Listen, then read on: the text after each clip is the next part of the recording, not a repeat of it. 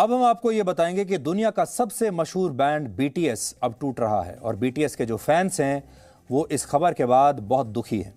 दक्षिण कोरिया के इस मशहूर बैंड में 7 मेंबर्स हैं और इन्होंने ये घोषणा की है कि अब ये 7 कलाकार अलग अलग सोलो परफॉर्मेंस देंगे, यानी बीटीएस में अब ये एक साथ परफॉर्म नहीं करेंगे। आज का विश्लेषण ये है कि क्या बीटीएस के मेंबर्स अपनी शोहरत की वजह से बहुत ज़्यादा महत्वाकांक्षी हो गए हैं। आज हम आपको ये भी बताएंगे कि इससे पहले दुनिया के बड़े बड़े बैंड्स जब इस तरह से टूटे हैं तो उन गायकों को वो सफलता नहीं मिली जो उन्हें उन बैंड्स में एक साथ परफॉर्म करने पर मिलती थी। आज की तारीख में बीटीएस यानी बैंगटन बॉयज़ को कोरियन पॉप का सबसे बड़ा ब्रांड एम्बेसडर माना जाता है और ये बैंड पिछले कुछ वर्षों में दक्षिण कोरिया की सबसे बड़ी सॉफ्ट पावर बन चुका है। इस बैंड में कुल 7 मेंबर्स हैं जो अब तक एक टीम की तरह परफॉर्म करते थे, लेकिन अब इस बैंड के सभी 7 सदस्यों ने सोलो प्रोजेक्ट्स पर काम करने का फैसला लिया है। यानी बैंड का हर मेंबर अब अपनी खुद की एक अलग पहचान बनाएगा और अपने नाम से अपने सोलो सॉन्ग्स रिलीज करेगा। लाइव कॉन्सर्ट्स में भी बीटीएस के सदस्य अब अलग अलग दिखाई देंगे, यानी अब ये अलग अलग परफॉर्म करेंगे, अलग अलग कॉन्सर्ट्स करेंगे, इनकी एल्बम्स भी अलग आएंगी। यानी बीटीएस ब्रेक नहीं ले रहा, बल्कि ऐसा लगता है कि ये बैंड ब्रेक हो रहा है, यानी बैंड टूट रहा है। और इसके पीछे इस बैंड के सदस्यों की महत्वाकांक्षा एक बहुत बड़ी वजह हो सकती है। फिलहाल इस बैंड में जो सदस्य सबसे ज़्यादा लोकप्रिय है उसका नाम है जंगकुक, जो सिर्फ 24 साल के हैं। हाल ही में जंगकुक ने अपना एक सोलो सॉन्ग रिलीज किया था, जिसके बाद इस बैंड के दूसरे सदस्यों में असंतोष बढ़ गया और फिर बीटीएस की एक मीटिंग हुई जिसमें यह फैसला हुआ कि बैंड के बाकी मेंबर्स को अपने अंदर और ज़्यादा मैच्योरिटी लाने की ज़रूरत है, इसलिए ये बैंड अब अलग अलग काम करेगा। इसके अलावा इस बैंड के कुछ सदस्यों ने यह भी कहा कि वो खुद को थका हुआ महसूस कर रहे हैं, इसलिए वो फिलहाल एक ब्रेक लेना चाहते हैं। ये वो मशहूर मीटिंग थी, खाने पर ये सारे लोग मिले थे खाने की टेबल पर और डाइनिंग टेबल पर ही इनका ये डिस्कशन हुआ और फिर इन्होंने ये ऐलान कर दिया। 아이디만 찍어도 진짜 저는 사실 제가 음악을 시작하고 어쨌든 방탄을 한 게 그러니까 뭔가 어쨌든 세상에 뭔가를 얘기하고 뭔가를 닫고 싶어서 했는데 हम अभी एक ब्रेक पर जा रहे हैं। क्या हमें इस बारे में बात करनी चाहिए कि हम क्यों फेस्टा नहीं कर रहे हैं या कंटेंट नहीं बना रहे हैं? क्या हमें इस बारे में बात करनी चाहिए? अब जब उस रास्ते की बात आ गई है तो हमें उस पर बात करनी चाहिए जिस तरफ हम जा रहे हैं। मुझे बहुत खुशी है कि हम बीटीएस हैं। अगर हम बीटीएस नहीं होते तो मैं क्या करता? इसने मुझे ये सोचने पर मजबूर कर दिया। मैं बस एक साथ रहकर खुश हूँ। मैंने संगीत शुरू किया और बीटीएस बन गया क्योंकि मेरे पास दुनिया के लिए एक संदेश था। मुझे नहीं पता था कि इसके बाद मैं क्या करूंगा, लेकिन कोविड-19 सामने आ गया तो हमने dynamite, butter, permission to dance और लाइफ गोज ऑन किया और फिर मैंने महसूस किया कि ये ग्रुप निश्चित तौर पर बदल गया है। हमें ये स्वीकार करना होगा कि हम बदल गए हैं। मेरा मानना है कि ऑन और डायनामाइट तक हम एक थे, लेकिन बटर और परमिशन टू डांस के बाद मुझे नहीं पता कि अब ग्रुप किस तरफ जा रहा है। 이제 우리가 어떤 팀인지 잘 모르겠더라고요. ये मैं कैसे कहूँ? आप हमारे साथ थे, कहें तो लगभग 10 साल के लिए आप हमारे साथ 10 साल तक रहे। ऐसा नहीं है कि हम चाहते हैं कि आप हमें समझें, लेकिन ये अच्छा होगा कि अगर आप हमें समझ पाएं।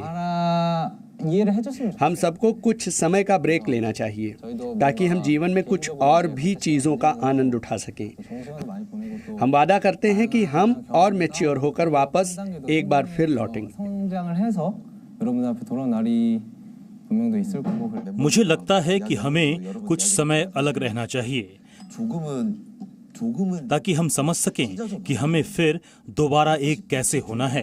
मुझे लगता है कि अभी का वक्त महत्वपूर्ण है।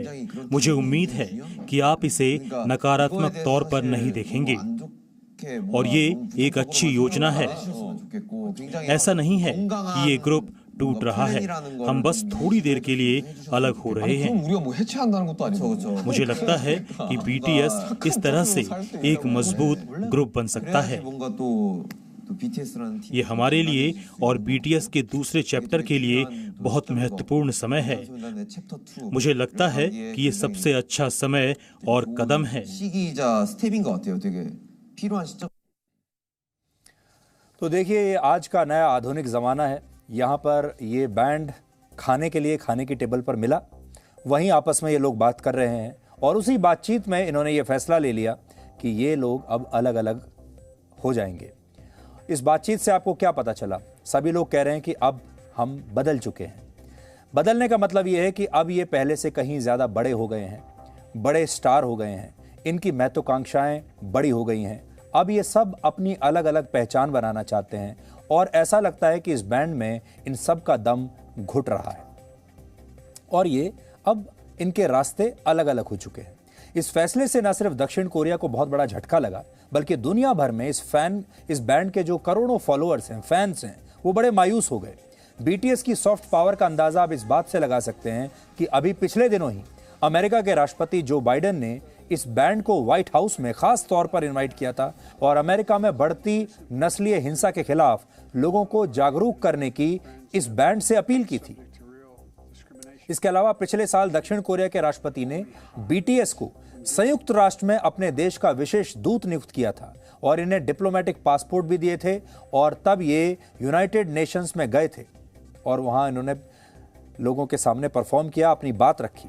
K-पॉप की बदौलत दक्षिण कोरिया की संस्कृति दुनिया के कोने कोने तक पहुंची है और BTS इसका सबसे बड़ा ग्लोबल ब्रांड एम्बेसडर है।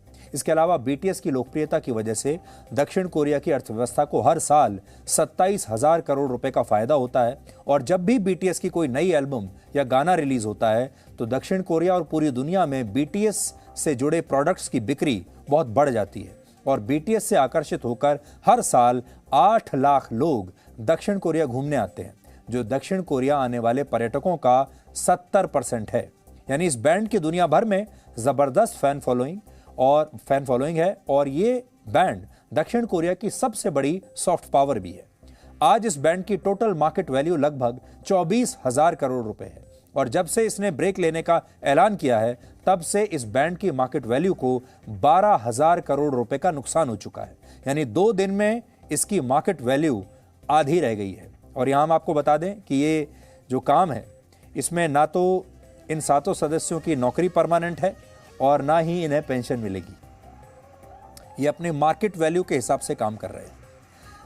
इतिहास में ऐसे कई उदाहरण मिलते हैं जिनसे पता चलता है कि इस तरह के सोलो प्रोजेक्ट्स अक्सर ऐसे बैंड्स को चकनाचूर कर देते हैं, तोड़ देते हैं ऐसे बैंड्स को। उदाहरण के लिए 1960 और 1970 के दशक में द बीटल्स के नाम से एक रॉक बैंड बहुत लोकप्रिय था, आपने भी सुना होगा, द बीटल्स। ये ब्रिटेन का एक बड़ा मशहूर रॉक बैंड था जिसने सफलता की नई कहानियां लिखी। लेकिन वर्ष 1969 में इस बैंड के एक सदस्य जिनका नाम था जॉन लेनन, वो इससे अलग हो गए क्योंकि उन्हें ऐसा लगने लगा कि वो इस बैंड से भी ज्यादा लोकप्रिय हैं और उनकी इस गलतफहमी ने इस बैंड को तब हमेशा के लिए तोड़ दिया और इसके बाद ये बैंड धीरे धीरे इतिहास में कहीं गायब हो गया, गुम हो गया, खो गया। इसी तरह 1990 के दशक में अमेरिका का एक और बैंड दुनिया में बड़ा मशहूर हुआ, लोकप्रिय हुआ। इस बैंड का नाम था बैकस्ट्रीट बॉयज। आप में से बहुत सारे लोगों ने इनके गाने सुने होंगे और उस समय दुनिया में इसकी जबरदस्त फॉलोइंग थी। लेकिन वर्ष 2006 में एक विवाद के बाद अमेरिका के मशहूर सिंगर केविन रिचर्डसन इस बैंड से अलग हो गए, जिसके बाद यह बैंड भी हमेशा के लिए टूट गया।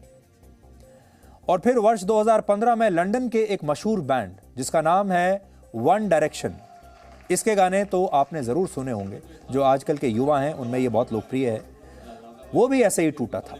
और तब ब्रिटेन के मशहूर सिंगर ज़ायन मलिक इस बैंड से अलग हुए थे, जिसके बाद ये बैंड बहुत कमजोर हो गया। इसके अलावा द पुसीकैट डॉल्स नाम का एक और मशहूर बैंड वर्ष 2009 में टूटा था क्योंकि तब इस बैंड की लीड सिंगर निकोल इस बैंड से ज्यादा लोकप्रिय हो गई थी, जिसके बाद बाकी मेंबर्स ने उनसे खुद को अलग कर लिया। यानी ये कई बार ऐसा होता है कि किसी बैंड में कोई एक कलाकार उस बैंड से भी ज्यादा बड़ा हो जाता है। इसके अलावा ऐसी लिस्ट बहुत लंबी है और इसमें फिफ्थ हार्मनी और स्पाइस गर्ल्स जैसे बैंड्स का नाम भी है और अब इसमें इस लिस्ट में BTS का नाम भी जुड़ गया है क्योंकि BTS भी अब उसी रास्ते पर चल चुका है। Presenting B News app available on Google Play and App Store. Download it now.